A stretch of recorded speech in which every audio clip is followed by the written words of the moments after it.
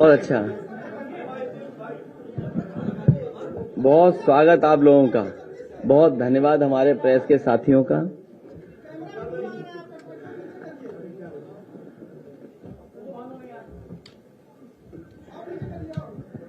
मैं अपने सभी प्रेस के साथियों का बहुत बहुत धन्यवाद देना चाहता हूं। और बहुत दिनों के बाद हमारी आपकी मुलाकात हो रही है। आज के सबसे महत्वपूर्ण विषय पे मैं आप सबसे अपनी पार्टी के पक्ष की बात कहना चाहता हूं। भारतीय जनता पार्टी का पिछड़ों के प्रति व्यवहार हमेशा सौतेला रहा है और आज जो हमें देखने को मिल रहा है, ये पहली बार ऐसा नहीं हो रहा है। भारतीय जनता पार्टी का समय समय पर पिछड़ों के प्रति, दलितों के प्रति हमेशा सौतेला व्यवहार रहा है और आज पिछड़ों का आरक्षण छीना है, कल दलितों की बारी हो सकती है। ओबीसी समाज का आरक्षण खत्म करके न केवल उनको धोखा दिया जा रहा है, बल्कि बाबा साहब द्वारा पिछड़े और शोषित समाज को मिले अधिकारों को छीनने का षड्यंत्र चल रहा है। केवल एक संस्था में नहीं, अगर भारतीय जनता पार्टी का काम करने का तरीका हम देखें तो हर संस्था में भारतीय जनता पार्टी जानबूझ करके षड्यंत्र कर करके पिछड़ों को, दलितों को अधिकार नहीं दे रही है। ओबीसी समाज का आरक्षण खत्म करके ओबीसी समाज के आने वाली नस्लों को भी गुलाम बनाने का षड्यंत्र चल रहा है। इन समाजों का आरक्षण खत्म करके समाजों को सत्ता से बेदखल करने की भी साजिश है और इसके लिए लगातार भारतीय जनता पार्टी किसी न किसी रूप में तैयारी करती रहती है। समाजों का आरक्षण छीन करके और खासकर ओबीसी, दलित, उनका आरक्षण छीन करके उनकी आने वाली नस्लों को हजारों साल पीछे धकेलने का भी षड्यंत्र और साजिश सरकार कर रही है। भारतीय जनता पार्टी समय समय पर पिछड़ों का तो वोट चाहती है, लेकिन सत्ता में उन्हें भागीदारी नहीं देना चाहती। कोई न कोई प्रचार के माध्यम से कुछ लोगों को फुसला करके उनके बीच संदेश भेजने का काम, वोट तो लेना चाहते हैं, लेकिन जब कभी उन्हें भागीदारी देने की बात आएगी तो भारतीय जनता पार्टी उन्हें भागीदारी नहीं देगी। ये जो सरकार आज भी बनी दिखाई दे रही है उत्तर प्रदेश में और दिल्ली की सरकार, ये पिछड़ों के वोटों से बनी सरकार है और इन दोनों सरकारों में पिछड़ों के लिए कोई जगह नहीं है। और लगातार संस्थाओं में साजिश करके, षड्यंत्र कर करके कहीं न कहीं उस कगार पर समाज को पहुंचा दिया कि रिजर्वेशन के लिए भी एक रेवोल्यूशन हो जाए। इसलिए समाजवादी पार्टी और हमारी पार्टी के सभी लोग का मानना है कि भारतीय जनता पार्टी जब तक सरकार में है उनके अधिकार सुरक्षित नहीं है। और वो बात मैं दोबारा कहता हूं कि आज पिछड़ों का छीना है, कल दलितों का भी छीनेंगे। बाबा साहब भीमराव अम्बेडकर जी ने जो सपना दिखाया था, जो सपने देखे थे, उन अधिकारों को, हक को छीनने का काम ये सरकार लगातार कर रही है। और केवल एक बार इनका सौतेला व्यवहार नहीं देखा। मुझे याद है जिस समय इनकी सरकार पिछली बार नई नई बनी थी, उस समय जो पुलिस भर्ती की सूची बननी थी, क्योंकि रिजल्ट कोर्ट में उसको शामिल था, रिजल्ट आ चुका था, किन्हीं कारणों से रिजल्ट घोषित नहीं हो पा रहा था। जब कोर्ट के माध्यम से घोषित किया गया तो इसी भारतीय जनता पार्टी की सरकार ने वो रिजल्ट घोषित किया और घोषित होने के 3-4 दिन बाद इन्होंने पूरा का पूरा रिजल्ट बदल दिया और कहा कि ये नई आरक्षण व्यवस्था है, उसके तहत नई सूची बनाई जाएगी। मुझे याद है उस समय 1700 पिछड़े और दलित नौजवानों को नौकरी मिली थी। वो 4 दिन तो खुश रहे, लेकिन 4 दिन के बाद वो खुश नहीं रह पाए, उनको नौकरी से बाहर जाना पड़ा। उस समय भी वो लोग जो नौकरी से रह गए थे, हर मंत्री के घर गए थे। लगता तो यह है कि भारतीय जनता पार्टी की सरकार में आने के बाद और भारतीय जनता पार्टी में शामिल होने के बाद जो नेता उसमें हैं, उनकी आत्मा मर जाती है, उन्हें कोई दिखाई नहीं देता। केवल यही नहीं, 69,000 वाले में जिस तरीके से सरकार ने घोटाला किया, वो एक उदाहरण है। यूनिवर्सिटियों में जिस तरीके से नौकरियां मिली हैं, आप कोई यूनिवर्सिटी उठा लीजिए। मुझे याद है बलिया में यूनिवर्सिटी समाजवादी सरकार में बनी थी, समाजवादी नेता चंद्रशेखर जी के नाम पर बड़े पैमाने पे घोटाला हुआ। बांदा यूनिवर्सिटी में घोटाला हुआ। अभी यूनिवर्सिटियों में जहां भी जिस संस्था में जो लोग बैठे हैं, बड़े पैमाने पे घोटाले हो रहे हैं और बड़े पैमाने पर पिछड़े और दलित लोगों के साथ भेदभाव हो रहा है। उन्हें जो हक और सम्मान और जगह मिलनी चाहिए, वो जगह नहीं सरकार दे रही। और केवल एक यूनिवर्सिटी में नहीं, पूरे उत्तर प्रदेश की आप यूनिवर्सिटियां उठा कर देख सकते हैं। एक बार तो इस सरकार ने आयोग भी गठित किया, एक कमेटी भी बनाई और कहा कि इसमें पिछड़ों की गिनती होगी। उस आयोग ने, उस कमेटी ने रिपोर्ट तो दी, लेकिन वो रिपोर्ट कभी सार्वजनिक नहीं की गई। और सरकार ने ये कहा, सरकार की मंशा ये थी कि क्लास 3 और क्लास 4 में कितने पिछड़े नौकरी पा रहे हैं, उनकी कितनी गिनती है उसमें। लेकिन सरकार ने अभी तक उस रिपोर्ट को पब्लिक नहीं किया, किसी की जानकारी में नहीं लाया गया। इसलिए लगातार सरकार भेदभाव कर रही है और जरूरत पड़ेगी और हमारी पार्टी के संगठन के लोग, पिछड़ा वर्ग का जो संगठन है उसके लोग तैयार कर रहे हैं। अगर सुप्रीम कोर्ट में भी लड़ाई लड़नी पड़ेगी तो समाजवादी पार्टी पिछड़े वर्ग के साथ पूरे सहयोग और मदद के साथ खड़ी होगी, जिससे सुप्रीम कोर्ट में भी लड़ाई लड़ी जा सके। क्योंकि सरकार पे भरोसा नहीं है और सरकार न केवल आरक्षण पे भेदभाव कर रही है, बल्कि चुनाव से भी भागना चाहती है। चुनाव को ये फेस नहीं करना चाहते, क्योंकि वो जानते हैं कि जनता के सामने अगर वो जाएंगे तो जनता बुरी तरह ने हरा देगी। हाल में ही जो चुनाव हुए हैं, उन परिणामों ने बताया है कि पिछले दलित, अल्पसंख्यक सब वर्ग के लोगों ने मिलकर के एक हो करके इस भारतीय जनता पार्टी की गलत नीतियों के खिलाफ वोट डाला था। चाहे वो मैनपुरी हो, खतौली हो और रामपुर में जो बेईमानी की, वो सब जानते हैं।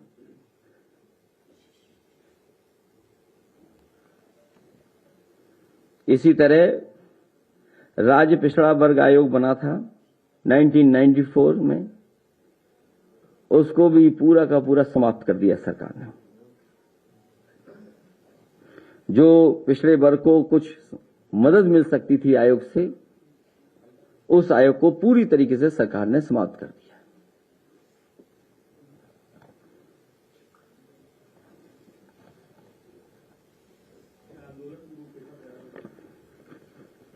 अभी दूसरा विषय भी, उसके बाद इकट्ठा पूछ लेना आप।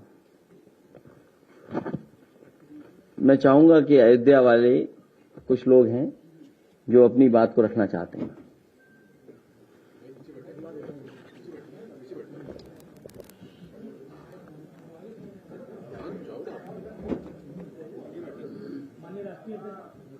माननीय राष्ट्रीय अध्यक्ष जी, आज अयोध्या से लगभग 100 की संख्या में व्यापारी बंधु आपसे मिलने के लिए आए हैं और अपनी वेदना आपके बीच में रखी है। जब से भारतीय जनता पार्टी की सरकार बनी है, देश के माननीय प्रधानमंत्री जी से लेकर माननीय मुख्यमंत्री जी तक कोई चुनाव होता है तो केवल अयोध्या और प्रभु श्री राम की बात करते हैं। अगर अयोध्या और प्रभु श्री राम की बात ना करें तो मुझे लगता है इनकी जमानत जब्त हो जाए। मैं अपने मीडिया के सम्मानित बंधुओं से कहना चाहता हूं कि आप अयोध्या आकर देखिए, व्यापारी बंधु आए हुए हैं। नए घाट से लेकर और शहादतगंज तक 13 किलोमीटर बुलडोजर चलाकर दुकानों को, मकानों को तोड़ दिया गया। शाम को 7 बजे प्रशासनिक अधिकारी आते और कहते हैं आधे घंटे में सामान हटाओ। अगर आधे घंटे में किसी ने मकान नहीं खाली किया तो पूरा परिवार अयोध्या कोतवाली के अंदर और बुलडोजर पूरे मकान को तहस नहस कर देता है, दबा देता है। जो लोग 100 साल 150 साल से जिनका परिवार अयोध्या में काम कर रहा था, 1,50,000 75,000 रुपया मुआवजा दिया गया। मीडिया के सम्मानित बंधु, आप खुद सोचिए कि कई दशक जिन्होंने अपने परिवार को अयोध्या में गुजारा हो, मकान बनाया हो, दुकान बनाया हो, वो 1,75,000 1,500,000 में 1.5 लाख में कैसे अपने परिवार का जीवन यापन करेंगे? आप सोच नहीं सकते। ये वो व्यापारी बंधु हैं। मैं इस बात को अन्यथा लेने के लिए नहीं कह रहा हूं। जब चुनाव आया था तो हमारे अयोध्या के व्यापारी बंधु नारा लगाते थे, नून रोटी खाएंगे बाबा जी को लाएंगे, नून रोटी खाएंगे बुलडोजर की सरकार लाएंगे। इन व्यापारी बंधु ऐसा कहते थे। हमारे साथ भी नहीं थे, मैं खुल के कह रहा हूं, हमारे साथ भी नहीं थे चुनाव में। लेकिन आज मानवता के आधार पर, मानवीयता के आधार पर उनके कष्ट और दुख के समय में राष्ट्रीय अध्यक्ष जी उनसे मिले, उनकी संवेदनाओं, उनकी बातों को सुना, और ये व्यापारी बंधु भी अपनी बात रखेंगे। मैं सबसे पहले भाई विजय कुमार जी हैं, मैं चाहता हूं 2 मिनट में आके अपनी बात रखें। ये अयोध्या के व्यापारी हैं, इन सबका मकान दुकान जा चुका है। बुलडोजर ने जमींदोज कर दिया इनके मकान दुकान और सपने और व्यापार को।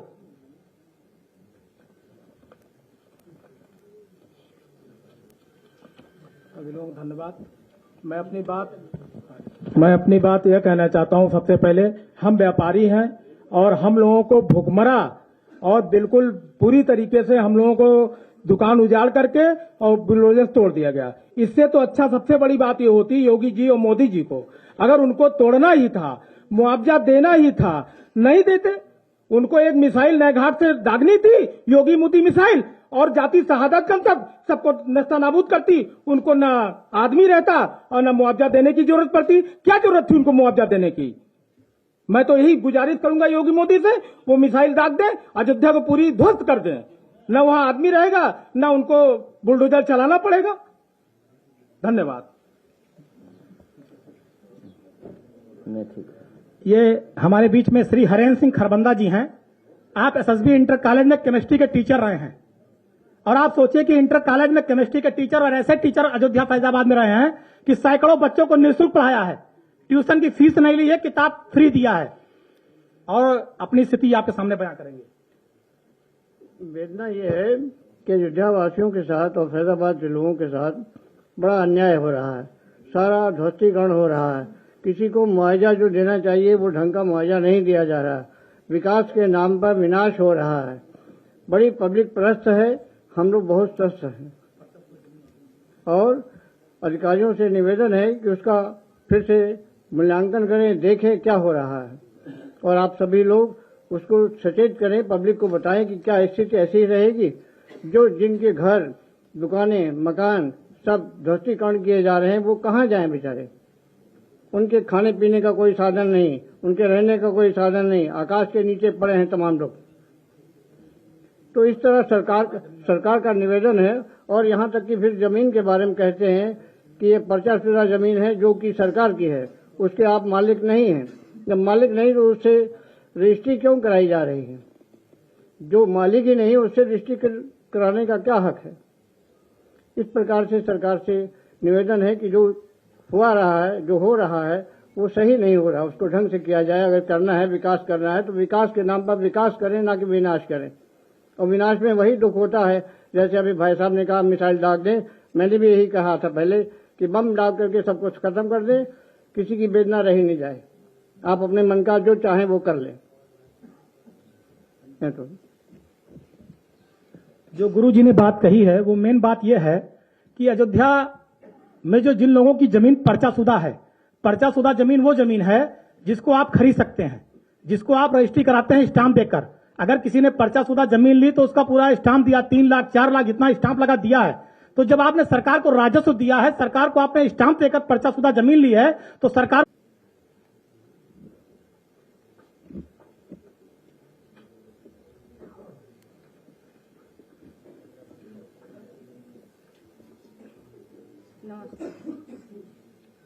नमस्ते। हमारा घर भी तोड़ दिया, दुकान भी।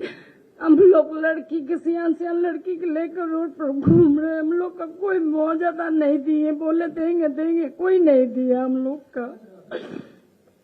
अब आप ही लोग बताइए हम लोग क्या करें। 25 साल से अयोध्या भरा रहे। नमस्कार।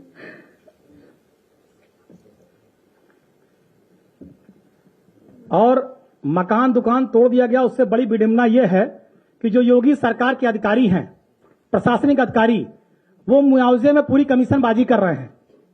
मुआवजा जिसका बना भी रहा, अगर 10 लाख का मुआवजा बना तो पहले तय कर ले रहे हैं कि 8 लाख तुम हमको दोगे। आप सोचिए कि कितनी अंधेर नगरी है जो प्रभु श्री राम की प्रजा है। राम के नाम पे राजनीति करते हैं, राम के नाम पे वोट मांगते हैं, और राम की जो प्रजा है उससे प्रशासनिक अधिकारी पूरी कमीशन खोरी कर रहे हैं। अगर 10 लाख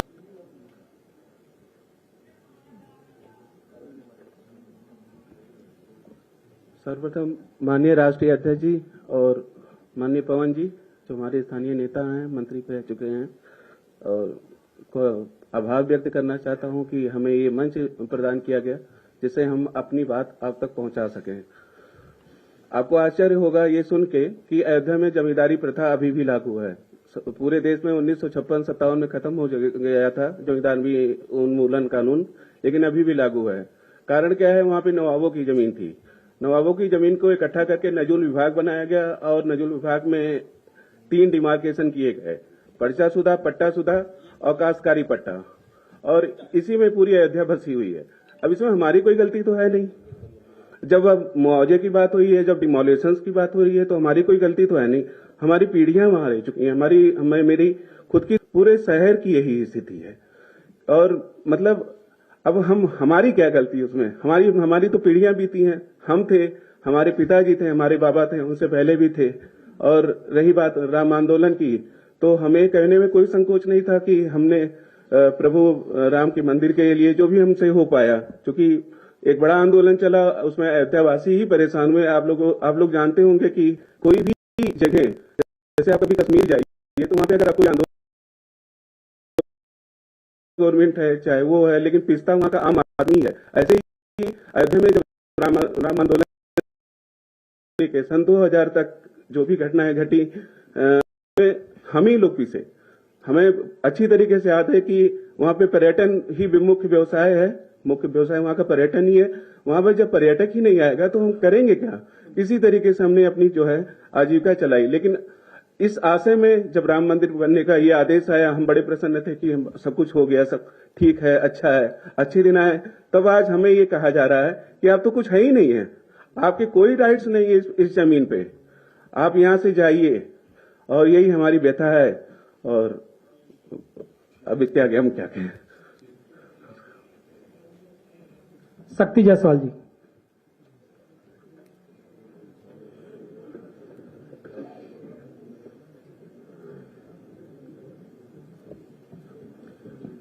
भैया नमस्ते। मैं केवल इतना कहना चाहता हूं कि सन 1934 से हमारे बाबा अयोध्या में आए थे।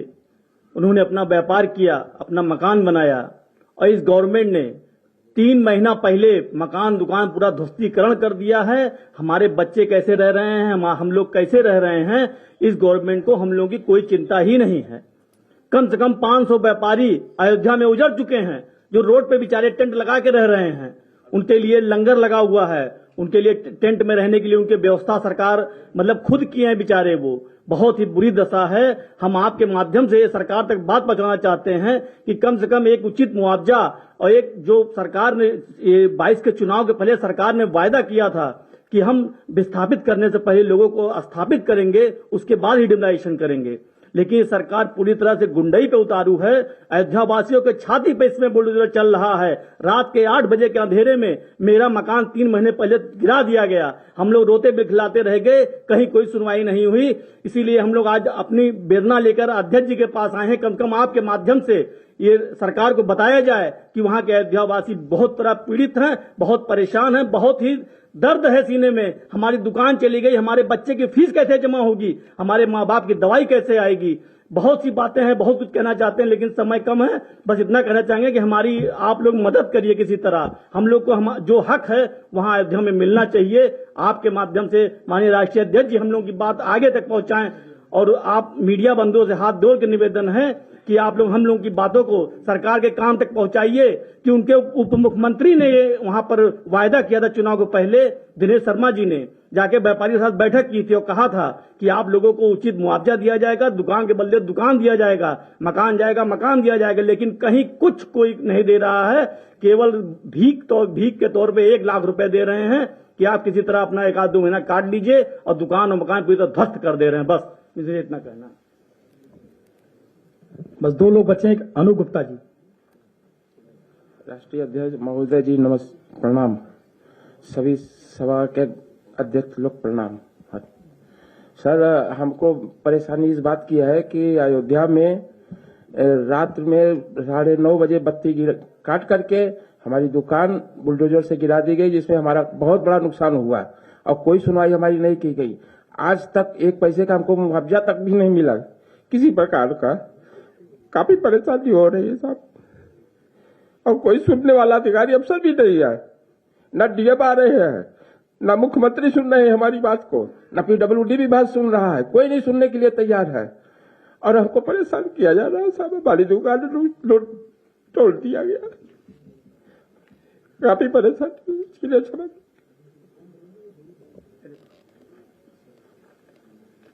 नंदू गुप्ता जी अंतिम बात है।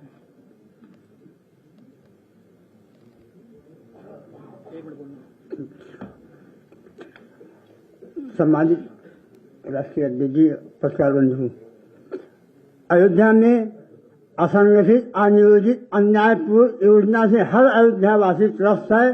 सरकार की मंशा है अयोध्या के मूल वासियों को उजाड़ कर बाहर कर दिया जाए, बाहर से दिल्ली गुजरात के व्यापारियों को वहां स्थापित कर दिया जाए। तानाशाही का ये आलम है कि रात में हम लोग अपनी दुकानों मकानों की रक्षा कर रहे हैं, पैसे बुलडोजर आगे ढकेल ना दे, हाथ जोड़ते हैं। रुला दिया है, करीब 500-700 उधर गए हैं। आप हमारे अस्तित्व का हम आपसे हाथ जोड़ निवेदन करते हैं, हमारी रक्षा कीजिए। अभी कम से कम 1000 उधरेंगे, ये अपने विकास के अगेंस्ट जमीन ज्यादा ले रहे हैं। राम जन्मभूमि बाजार में रात में 8 बजे ताला तोड़ और सामान को उठा ले गए, जबरिया बुलडोजर चला दिए। एक वैसे सहमत के आधार पर, लेकिन गुंडई के आधार पर पूरा काम कर रहे हैं। इनको सारी अयोध्या अवैध दिखाई पड़ रही है। ये आज का दैनिक जागरण है। इसमें एडीए द्वारा जो बैनामा बनवा हुई दुकान बैनामा की गई थी, सिंचाई विभाग बताया अवैध है, डिमांड की जाएगी। हम व्यापारी कहाँ जाए? हजारों विस्थापन लगाते हैं। दर्द का आलम में है, जिसकी दुकान उजड़ गई है और सर किनारे बैठ कर अपनी जमीन को दुकान को निहारता रहता दिन रात पर। आप आइए एक बार अयोध्या देखिए, हर 10 कदम पे आपको जो मिल जाएंगे जैसे निहारते हैं। हाथ धोने बहुत ज्यादा तानाशाही इतनी गुंडाई हम कभी नहीं देखे हैं अपने 45 साल की उम्र में। निवेदन है किसी हिसाब से मदद कीजिए। धन्यवाद। मैं सिर्फ एक बात कहकर अपनी बात खत्म करूंगा। जितने भी अयोध्या के व्यापारी आए, सिर्फ हम यही चाहते हैं कि जिस तरह से माननीय राष्ट्रीय अध्यक्ष जी ने एक्सप्रेसवे बनाया था, तो जमीन का सर्किट रेट बढ़ाया और 4 गुना ज्यादा मुआवजा दिया। किसान खुश हुआ, किसान कोई तकलीफ नहीं हुई। चुनाव के समय उत्तर प्रदेश के उस समय के डिप्टी सीएम दिनेश शर्मा जी गए थे और उन्होंने अयोध्या के व्यापारियों के साथ बैठक की और कहा कि आप लोग विश्वास करिए, हमको योगी जी ने भेजा है और योगी जी ने संदेश भेजा है कि हमारी दोबारा आप लोग सरकार बनाइए, और सरकार बनने के बाद जब अगर आपसे हम दुकान लेंगे चौड़ीकरण के नाम पर, तो आपको दुकान के बदले दुकान देंगे, आपको मकान के बदले अच्छी जगह देंगे जिससे आप मकान बना सकें। आप जाकर देखिए, हनुमानगढ़ी के सामने जो लड्डू वाले थे सब हटा दिए गए, बुलडोजर चल गया, कोई कुछ नहीं कर पाया। अब उनको दुकान कहां देने की बात हो रही? टेढ़ी बाजार पे। हमारे कुछ लोग यहां अयोध्या के रहने वाले बैठे, पत्रकार बंधु, बताइए आप खुद सोचिए कि टेढ़ी बाजार से कौन लड्डू लेके हनुमानगढ़ी जाएगा? कोई नहीं जाएगा। आज ये व्यापारी जो रो रहे हैं, बिलख रहे हैं, इनके परिवार का क्या होगा? ये दोबारा अपने व्यापार को नहीं स्थापित कर पाएंगे। और माननीय राष्ट्रीय अध्यक्ष जी, भाजपा तो ये चाहती है कि प्रभु श्री राम की जो ओरिजिनल प्रजा है, जो ये व्यापारी हैं, ये चले जाएं बिहार और झारखंड, वो गुजरात के व्यापारियों को ला करके पूरी अयोध्या में कारोबार करना चाहते हैं। गुजरातियों को और जो चंदा देने वाले भाजपा के लोग हैं, उनका होटल, उनका रिसॉर्ट, उनका मठ बनाना चाहते हैं और अयोध्या के लोगों को कहीं दूर भेज देना चाहते हैं। और आज पूरी अयोध्या इसी से तानाशाही से परेशान है। और उसके बाद हद तो तब है कि जब इनके प्रशासनिक अधिकारी गुंडों जैसा व्यवहार कर रहे हैं व्यापारियों से, अयोध्या की आम प्रजा से, और वसूली चरम पर है। कई प्रमाण हैं, अगर जरूरत पड़ जाएगी तो इसका प्रमाण दे देंगे कि जिनका मुआवजा बना है उनसे लेखपाल से लेकर और बड़े अधिकारी तक, तहसीलदार, एडीएम बाकायदा पैसा ले रहे हैं और ऊपर तक जा रहा है। बताते हैं ऊपर जाएगा तभी मुआवजा आएगा। अब इसका जवाब भाजपा को देना चाहिए कि मुआवजे में से अगर 4 लाख बना तो 3 लाख ये प्रशासनिक अधिकारी ले रहे हैं, पैसा ऊपर कहां जा रहा है। ये हाल है कि मतलब मरते समय कफन भी नोच ले रहे हैं अधिकारी मिलकर के। ये भारतीय जनता पार्टी की सरकार का हाल है कि एक तो मुआवजा कम मिल रहा है, उसके बाद उस मुआवजे में भी कमीशन खोरी चल रही है। आज ये सारे लोग बहुत उम्मीद के साथ राष्ट्रीय अध्यक्ष जी के पास आए हैं और जब भी आने वाले समय में अगर हमारी सरकार बनेगी तो हमारा आपसे निवेदन है कि ये जो व्यापारी ठगे छले जा रहे हैं, इन पर दोबारा कोई कानून नियम बना करके इनको मुआवजा देके इनकी रोजी रोटी और दुकान स्थापित की जाए। धन्यवाद। मैं अपने अयोध्या से आए हुए व्यापारियों का धन्यवाद देना चाहता हूं कि वे जिस तरह के डर और भय के माहौल में वो रह रहे हैं, उनका जो कुछ उनके पूर्वजों ने बनाया, उनके परिवार के लोगों ने जो कुछ बनाया, कारोबार किया, आगे बढ़ाया, वो सब का सब बर्बाद कर दिया सरकार ने।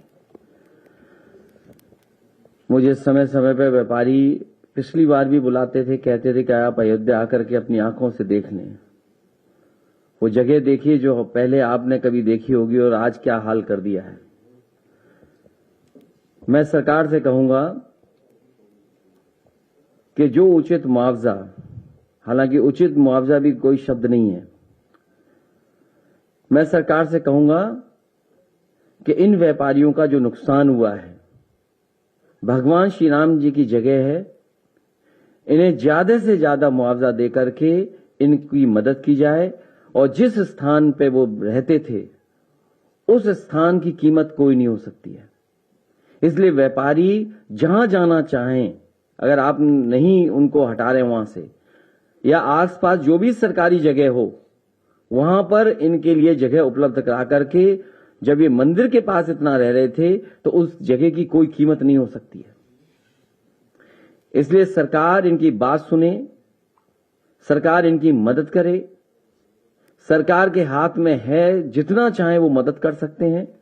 जब मंदिर के नाम पर हजारों करोड़ रुपए चंदा ले सकते हैं तो उसी 1000 करोड़ में इन व्यापारियों की मदद क्यों नहीं कर रहे हैं आप। इसलिए सरकार इनकी मदद करे।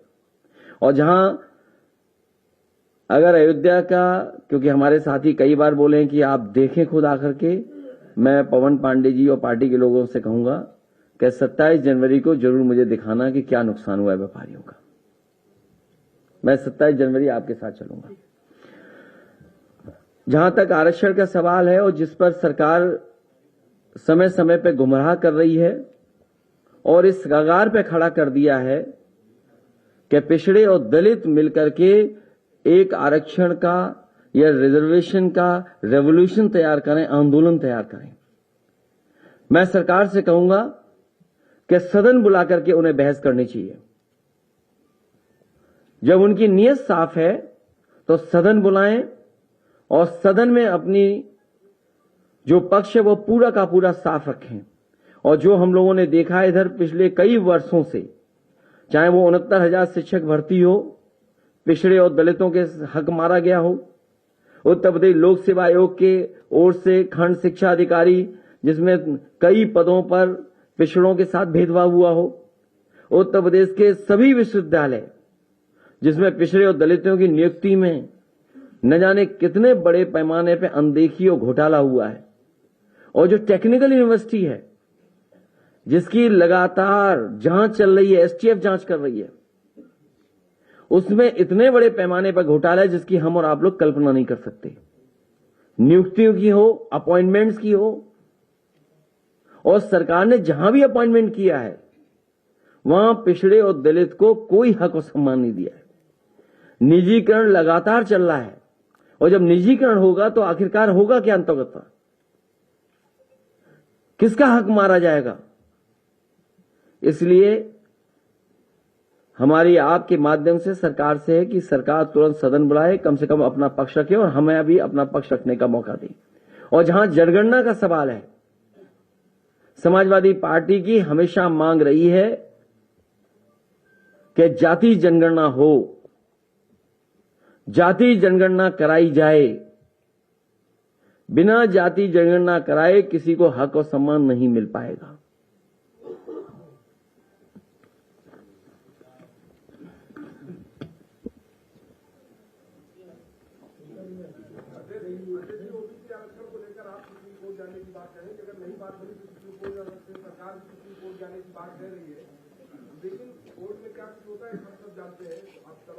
नहीं, कोर्ट का हमें कोर्ट पर भरोसा करना पड़ेगा।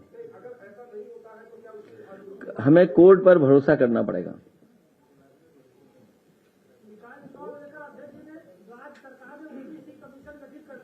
सब ओबीसी पूछेंगे, कोई और भी पूछेगा सवाल? यहां क्यों भेदभाव कर रहे हो भाई ओबीसी वालों तुम?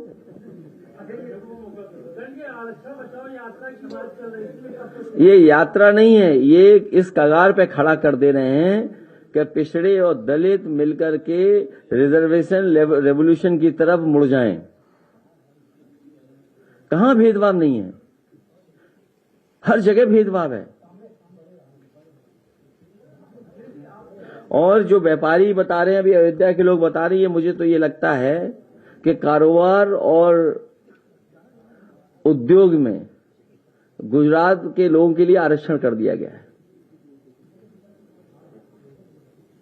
यहां आरक्षण खत्म हो रहा है, किया जा रहा है, साजिश की जा रही है, लेकिन कारोबार और व्यापार में गुजरात के लोगों के लिए विशेष आरक्षण दिया जा रहा है।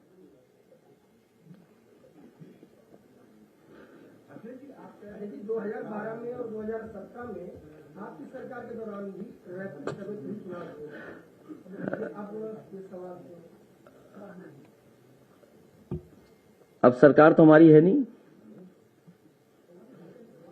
और भारतीय जनता पार्टी ने समय समय पर कहा कि हम न्याय देंगे पिछड़ों को, और हमारी अब मांग है, और पहले भी मांग थी, और मैंने अपने इलेक्शन मैनिफेस्टो में कहा था कि जाति जनगणना समाजवादी सरकार बनने पर की जाएगी और 3 महीने में करके दिखाई जाएगी।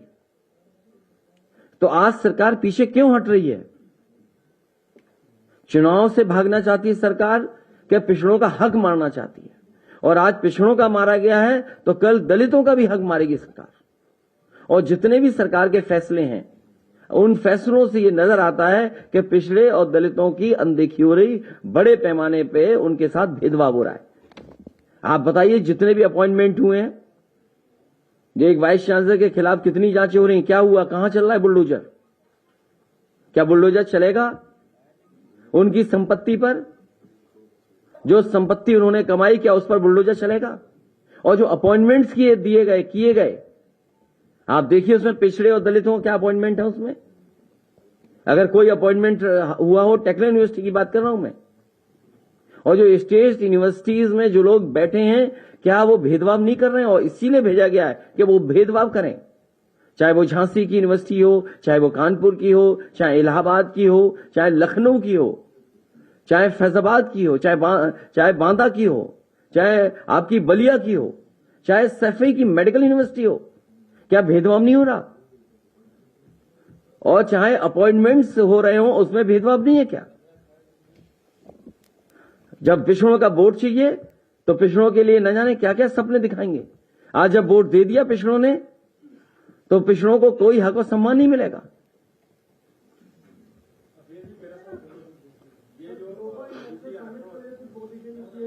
नहीं, मुझे ये बता दीजिए, अगर आप ग्लोबल समिट से भागिए मत और विषय से मत भागिए, पहले इसी पे पूछ लीजिए आप। और ग्लोबल समिट में मैं अलग से प्रेस करूंगा, क्योंकि बहुत सारी आपके बीच में भी चर्चा होंगी जिनके बारे में आप बात नहीं करना चाहोगे।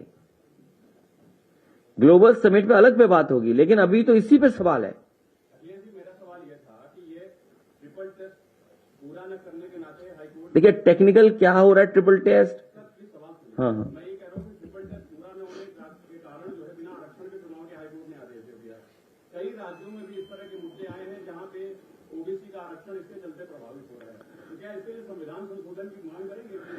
समय समय पर सुप्रीम कोर्ट ने जजमेंट दिए, निर्देश दिए, उन निर्देशों का पालन स्टेट गवर्नमेंट ने क्यों नहीं किया? इसीलिए नहीं किया क्योंकि चुनाव से भागना चाहती है सरकार, चुनाव को फेस नहीं करना चाहती, क्योंकि आज जनता नकारात्मक राजनीति को दूर कर चुकी है। आपने मैनपुरी का परिणाम देखा। मैनपुरी में पुलिस फोर्स चुनाव लड़ रही थी, अधिकारी चुनाव लड़ रहे थे। खतौली में किस तरीके से दलित, पिछड़े और अल्पसंख्यक और मुसलमान सामने आ गए, उन्होंने किस तरीके से भारतीय जनता पार्टी को वहां पर हराया। और रामपुर का क्या हमने आपने नहीं देखा? रामपुर में भी चुनाव समाजवादी पार्टी जीती। ये जो परिणाम मिला ये कागजी परिणाम है, केवल रिजल्ट दे दिया कागज पर, ये जनता का परिणाम नहीं है। आपने पुलिस फोर्स लगा करके वहां पर वोट नहीं डालने दिया। तो ये सरकार लगातार भेदभाव कर रही है और यूं कहे कि ये सामाजिक न्याय की दुश्मन है भारतीय जनता पार्टी। क्या इन्हीं के नेता ने नहीं कहा कि झापड़ मार के या क्या आरक्षण छीन थप्पड़ मार करके? क्या है उनके पिछले नेताओं की आत्मा क्या कह रही है?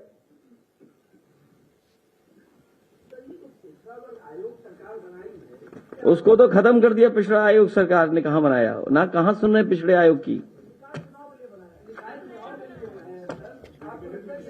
ये चुनाव से भागने की सब तैयारियां हैं, क्योंकि जहां डेंगू हो रहा वहां इनके नगर पालिका के अध्यक्ष हैं। कूड़ा भरा पड़ा है, नालियां भरी पड़ी हैं, सीवरेज सिस्टम नहीं चल पा रहा है, ट्रैफिक जाम जगह जगह पर है। इन्होंने किया क्या है? पिछले कितने वर्षों से ये नगर पालिका या टाउन एरिया या मेयर के कब्जा किया है। कानपुर में तो धूल धक्कड़ इतना उड़ रहा है कि पेड़ नहीं पहचान सकते आप, पेड़ों पे इतना गर्दा है। आप बताइए कूड़े के नाम पर कितना पैसा इकट्ठा किया सरकार ने, नालों के नाम पर कितना पैसा इकट्ठा किया, नमामि गंगे के नाम पे कितनी गंगा और यमुना सफाई के साथ। तो सवाल यह है कि पिछड़े और दलितों का हक मारा जा रहा है। मैं आपका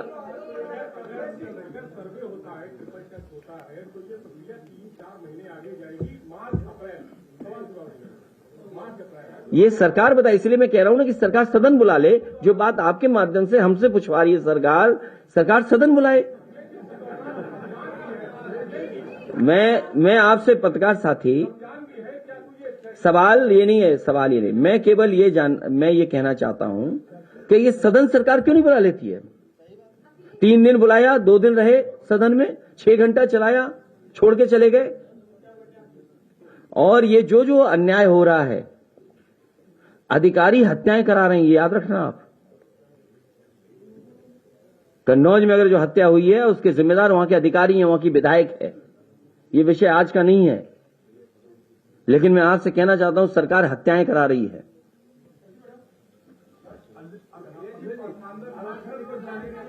हम तैयार हैं।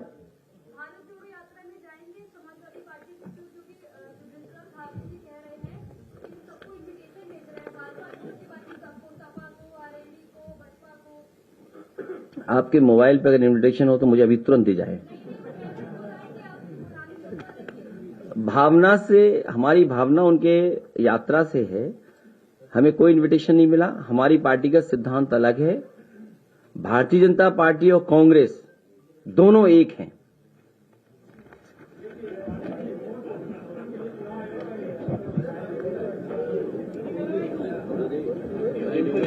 क्या हाल है? Thank you so much. आज केवल पिछड़ों से सवाल पूछा।